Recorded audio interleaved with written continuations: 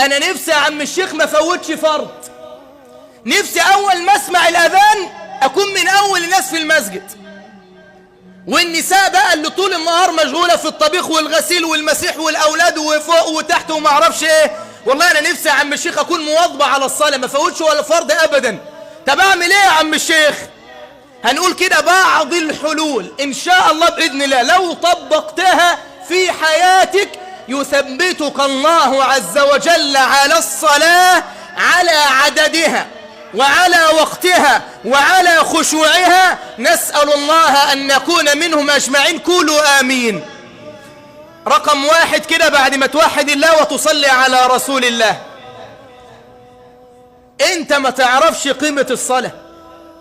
اللي ما بيصليش ده يا جماعة او اللي بيفوت الصلاة هو ما يعرفش بركة الصلاة، ما يعرفش انه من ضاعت صلاته ضاعت حياته. والله لو هتخرج بالجملة دي كفاية، انا دايما بقول كده، من ضاعت صلاته ضاعت ايه؟ ضاعت حياته. انا ما فيش بركة في حياتي يا عم الشيخ، ما انت ما فيش صلاة. انا ابواب الشغل والرزق متقفلة في وشي يا عم الشيخ، ما انت ما فيش صلاة. مشاكل الدنيا والاخرة بيني وبين مراتي يا عم الشيخ، ما انت ما فيش صلاة. ما فيش بركة في اولادي يا عم الشيخ، ولا ربنا موفق يعني حياة اولادي والدنيا ملطشة معايا. بص يا عم الشيخ، لو قلت لك ان انا اتعس واحد في الدنيا، ما هو ما فيش صلاة. انت في دليل على كلام اللي انت بتقوله ده يا عم الشيخ؟ والله العظيم في دليل. قال الله عز وجل: فخلف من بعدهم خلف أضاعوا الصلاة.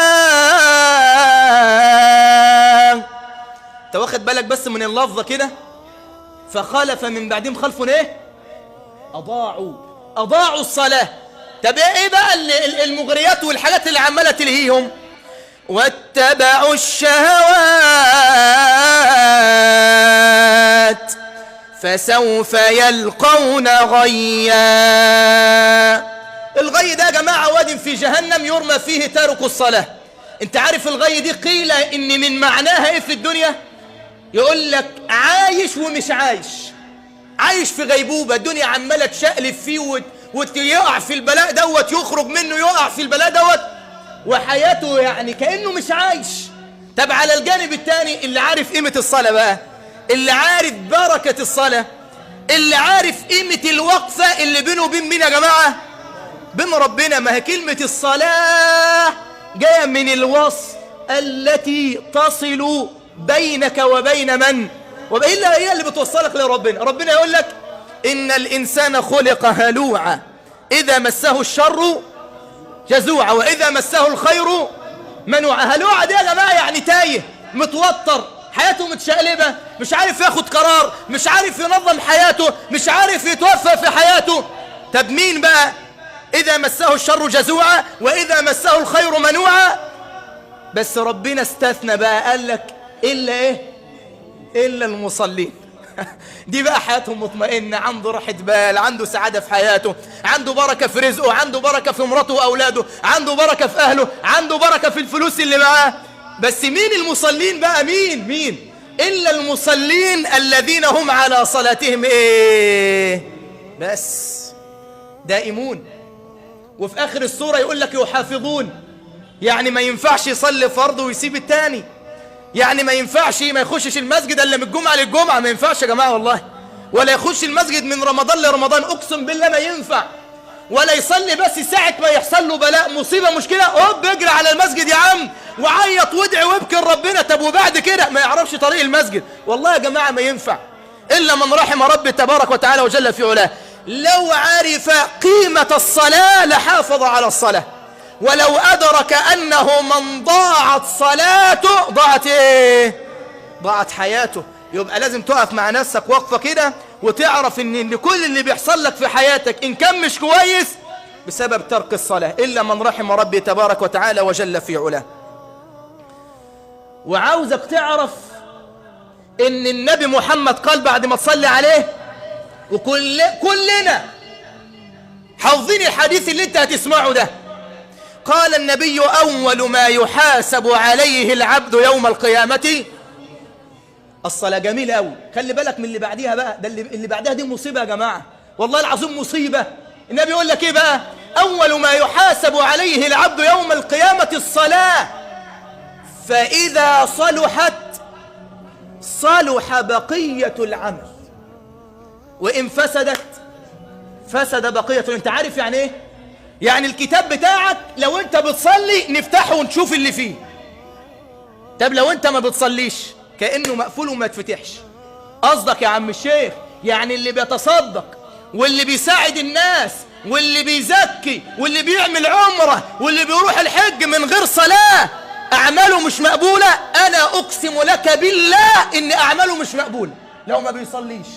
مش أنا اللي بقول كده يا جماعة، ده النبي اللي بيقول كده بعد ما تصلي عليه. بتصلي يبقى أعمالك هتتقبل. طب لو ما بتصليش يبقى أعمالك ما تتفتحش أصلا، ما خلاص ما لهاش لازمة عند ربنا إلا من رحم ربي تبارك وتعالى وجل في علاه. يبقى أول حاجة لازم تعرف قيمة إيه يا جماعة؟ قيمة الصلاة. رقم 2 بعد ما تصلي على حبيب قلبك محمد، نفسك تحافظ على الصلاة ومفيش فرض يفوتك؟ والله نفسي يا عم الشيخ ابعد عن الذنوب والمعاصي.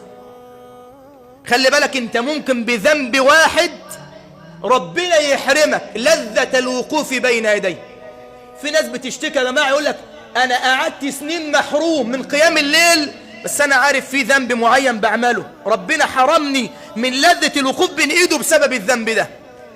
يعني تلاقيه معاه فلوس موت فلان يعني عاوزين نساعده، يعني في حاجة خير بنعملها وتكلموا، ربنا ما يفتحش قلبه ولا يساعد. ليه؟ لأنه غرقان في الذنوب والمعاصي، فربنا يحرمه من ان هو ما يعملش الطاعة دي.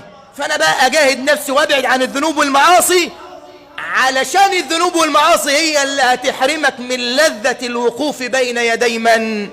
بين يدي الله. أجاهد نفسي مرة واثنين وثلاثة.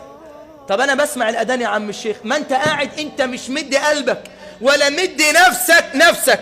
خلي بالك، يعني كنا بنتكلم أنا والشيخ محمد بين المغرب والعشاء في جهاد يا جماعة اسمه جهاد النفس، إن أنا أجاهد نفسي أتغلب على نفسي. سمعت الأذان ما تقوم يا عم، قوم وروح المسجد صلي كده وشوف الصلاة هتغيرك ولا لا. طب أنا لما أجاهد نفسي مرة في الثانية في الثالثة، والله العظيم لما تجاهد نفسك هتتغلب على الشيطان، وربنا هيهديك وهيرزقك المحافظة على الصلاة. ربنا اللي وعد بكده وقال كده في القرآن، قال الله والذين جاهدوا فينا لنهدينهم ايه؟ احسنت، لنهدينهم سبلنا. يبقى انا لما اجاهد نفسي اتغلب على الشيطان، ربنا هيهديك للطاعة اللي انت نفسك تقدمها ربنا سبحانه وتعالى وجل في علاه. السبب اللي جاء ده يا جماعة من اهم الاسباب. لو انت نفسك يعني تحافظ كده على الصلاة وتكون من اوائل الناس في المسجد، نفسك تحافظ على الصلاة وصلاتك في بيتك افضل من المسجد، بس تصلي الصلاة في وقتها. انت كامرأة النساء تصلي الصلاة في وقتها وفي بيتك افضل، ربنا يعطيك ثواب الجماعة لو صدقت النية وصليت الصلاة في وقتها. اعمل ايه يا عم الشيخ؟ مصاحبة الصالحين، ودي حط تحتها مليون خط بالبنط العريض. والله العظيم لما نيجي يعني نتكلم مع الشباب اللي ما بيصلوش ولا بيصلي كل فين وفين، يقول لك يا عم الشيخ انت عارف والله يا شيخ المشكلة مش فيا. اما المشكلة فيا؟ يقول لي المشكلة في الناس اللي انا مصاحبها، ما بتخشش المسجد يا عم الشيخ، ما بتصليش. الناس اللي انت بتقعد معاهم على القهوة، خلي بالك لو انت ساعة الأذان ما بيقولش ليك يلا نصلي، ده ما يبقاش صاحب صالح. اللي انتوا بتقضوا المصالح وطول النهار رايحين جايين في الشوارع، لما يسمع الله اكبر لو مش بيمسكك من ايدك كده ويقول لك تعالى نصلي الاول وبعد كده يعني نبقى نشوف مصالحنا، ده ما يبقى صاحب صالح يا جماعه. طيب اعمل ايه يا عم الشيخ؟ انصحهم مره واثنين وثلاثه، ما استجابوش انا بقول لك ابعد عنهم. ما اقدرش يا عم الشيخ، ما انت مش يعني انت مش هتعمل فيها عمر بن الخطاب، ما هم هيجروك للخطأ الا من رحم ربي تبارك وتعالى وجل في علاه. انت تصاحب صاحب صالح يقول لك تعال نصلي، يعينك على صلاة الفجر، يقول لك تعال نقعد في مقرأة نقرأ ورد قرآن. طب مش صاحب صالح يا عم الشيخ؟ انصحه مرة واثنين، ما استجابش معاك وما سمعش للنصيحة، ابعد عنه، نصيحة لله، ابعد عنه وخلي اللي بينك وبينه سلام ربنا. قال الله عز وجل الأخلاء يومئذ بعضهم لبعض عدو إلا إيه؟ إلا المتقين. انت عارف الصاحب الصالح دوت هيجي يوم القيامة والله العظيم، يعني اللي انت كنت مصاحبه بقى في الدنيا ويلا نصلي ويلا نتصدق ويلا نقرأ قرآن، عارف لو جيت يعني يوم القيامة كده بعدت عنه سلمك الله، لو ربنا يعني جعلك من أهل النار، أقسم بالله الصاحب الصالح هيخرجك من النار. أنا أقسم لك بالله وأعي ما أقول، الصاحب الصالح اللي انت كنت مصاحبه في الدنيا هيشفع لك عند ربنا، وده نوع من أنواع الشفاعة. الشفاعات دي أنواع كتير يا جماعة، في نوع من أنواع الشفاعة الصاحب الصالح، يا رب ده كان بيصلي معايا، خلي بالك يا رب، يعني ده احنا كنا بنعين بعض على الطاعة، يعني يا رب ده احنا كنا بنقرأ قرآن مع بعض، يا رب ده احنا كنا يعني بنجتمع على طاعتك ونفترق على طاعتك. انت حاسس انك انت يعني نعيم الجنة، ناقص حاجة، ناقص ايه؟ ناقص الصاحب الصالح ده. فيقبل الله عز وجل هذه الشفاعة، يخرج الصاحب من النار اللي دخل النار ويخليه مع صاحبه اللي هو فين. نسأل الله عز وجل أن يجمعنا جميعا في الجنة أجمعين، قولوا آمين. وآخر حاجة بقى واختم بيها علشان ما طولش عليك، اجعل ليك دعوة بينك وبين ربنا سبحانه وتعالى، ادعي ربنا دايما بالدعوة دي علشان ربنا يثبتك على الطاعة. هقول لك كده على 3 أدعية، لو هتاخد واحد منهم بس دايما كده تخليه في قلبك وتدعي ربنا بيه، ربنا هيخليك من المحافظين على الصلاة. أول دعوة، قل رب اجعلني مقيم الصلاة ومن ذريتي ربنا وتقبل دعاء. ادعي ربنا بالدعوة الجميلة دي. الدعوة ده يا جماعة سيدنا إبراهيم كان بيدعي بيها، رب اجعلني مقيم ايه؟ مقيم الصلاة. لو ربنا قبل منك الدعوة دي هديئا لك. صعب عليا يا عم الشيخ الدعوة دي، خد الثانية، اللهم يا مقلب القلوب ثبت قلبي على دينك.